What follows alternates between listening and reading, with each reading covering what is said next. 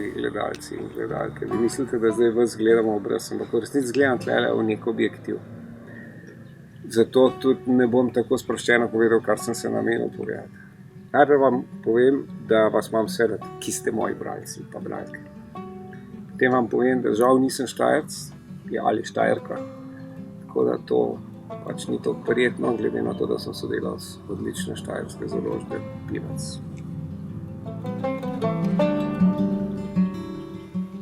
Napisal sem 35 knjig, 160 knjig sem prevedel. Obsojen sem bil na 3 mesece pogojno, sicer pa sem nekaznovan. Fotoromane pišem zato, ker sem se pred 40 leti obljubil, da ne bom več blefiral in to je pomenilo, da ne bom več lagal, ne bom si več zmišljeval. In potem sem lahko pisal samo o tistem, kar sem vedel ali pa mislil, da vem, da je res, in to je v glavnem samo jaz pa moja neposredna okolica.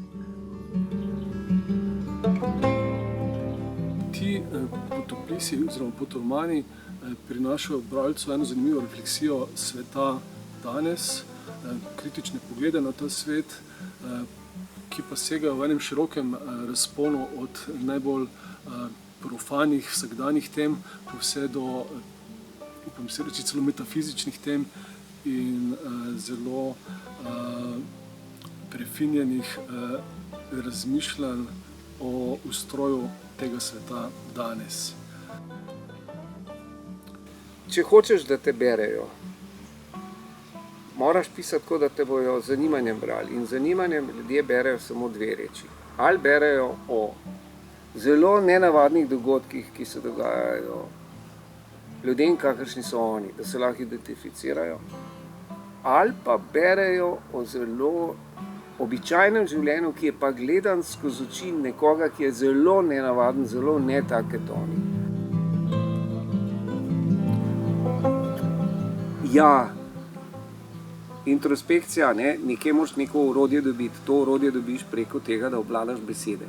Ker ne moramo imeti introspekcije, ne moreš iti vase, ne moreš se analizirati, nič ne moreš narediti, če nimaš besednega zaklada, če nimaš nekega orodja. To orodje pridobiš lahko samo z branjem, pa še bolj s pisanjem. Ampak prvo je branje, brez branja ne more biti pisanja. To ne gre. Če hočeš kaj izvedeti o svetu, moraš obvladati besede.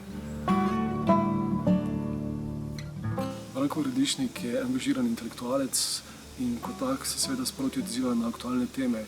Ni mogel mimo korona krize in v obdobju od konca februarja do začetka maja si delal zapiske, dopisoval si z raznimi strokovnjaki, ki so se z korono na tak ali drugačen način ukvarjali, in nastala je zanimiva esejistično-dnevniška knjiga Kronika kakor koronika, v kateri se poglablja v socialne, psihološke, zdravstvene, ekonomske in politične aspekte korona krize.